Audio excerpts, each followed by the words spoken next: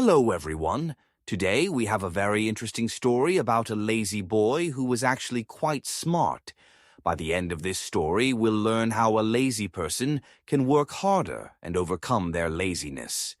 But that's not all. While we listen to the story, we'll also learn some new words and how to use them in sentences. This will help us practice English in a fun and easy way. So, stay with us till the end. Once upon a time. In a small village, there lived a young boy named Ryan. He lived with his parents in a small house on the edge of town. Ryan was very lazy. Every day he helped his father in the fields, but his job was only to chase away the birds that came to eat their rice crops. Most people used sticks or slingshots to scare the birds, but Ryan didn't want to move too much. So he built wooden poles in different parts of the field and connected them with ropes. This way, he could scare the birds without standing up. He could lie down and relax. Ryan's father was a bit worried about his laziness.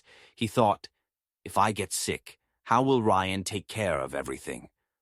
But since Ryan always finished his work, his father never got angry. One summer, during a dry season, Ryan's father got very sick. Ryan had to take care of the whole field by himself.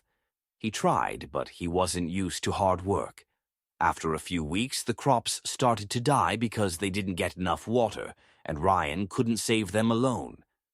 That night, Ryan sat outside under the stars, feeling useless and disappointed. He thought, why didn't I ever try harder? Now my family's hope is gone. The next morning he heard people talking in the village. Ryan went to see what was happening. A soldier was announcing a big competition at the king's palace. The winner would get a chest of gold. Ryan thought, this could save my family. Without thinking much, Ryan said he would join the competition. The villagers laughed. They thought, how can someone as lazy as Ryan win against strong people from all over the kingdom? But Ryan didn't care. He had 3 days to reach the palace, so he left early. His parents didn't think Ryan would win, but they hoped this would make him work harder and change his lazy ways. After 3 days, the competition started.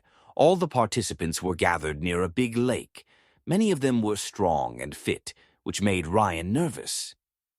How can I beat these people? He thought. Then the rules were announced. They had to cross the lake, and the first 3 people to finish would go to the next round. The countdown started. 3, 2, 1, go! Everyone jumped into the lake and started swimming, but Ryan stayed behind.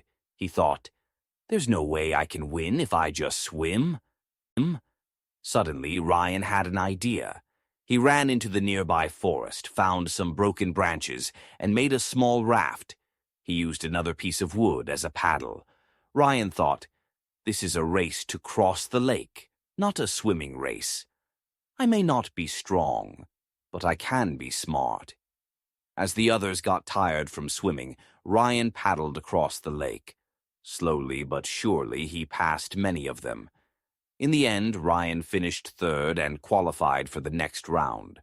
2 other participants, who were very strong, also made it. The next day, the final competition began.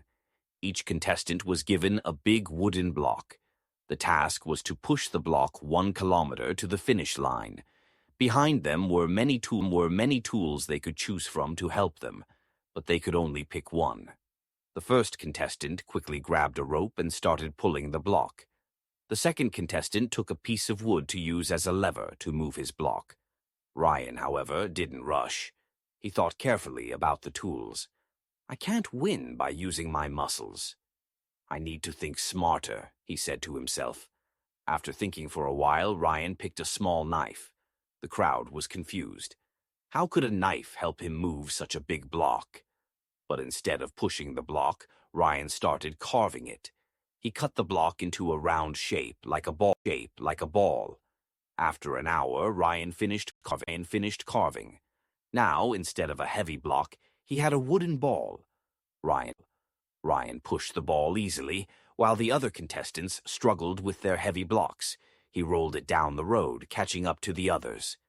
With all his strength and determination, Ryan was the first to cross the finish line. The crowd cheered loudly. No one had expected the lazy boy to win. This story shows us that lazy people can be smart, but to achieve something great, they need a big reason, like Ryan's love for his family. So, if you ever feel lazy, find a strong reason to work hard. Whether it's for your family, your dreams, or proving others wrong, a big goal can motivate you to give you your best. Today, we also learned new words and sentences through this story. Remember, learning English can be fun when you practice regularly, so keep listening, learning, and growing.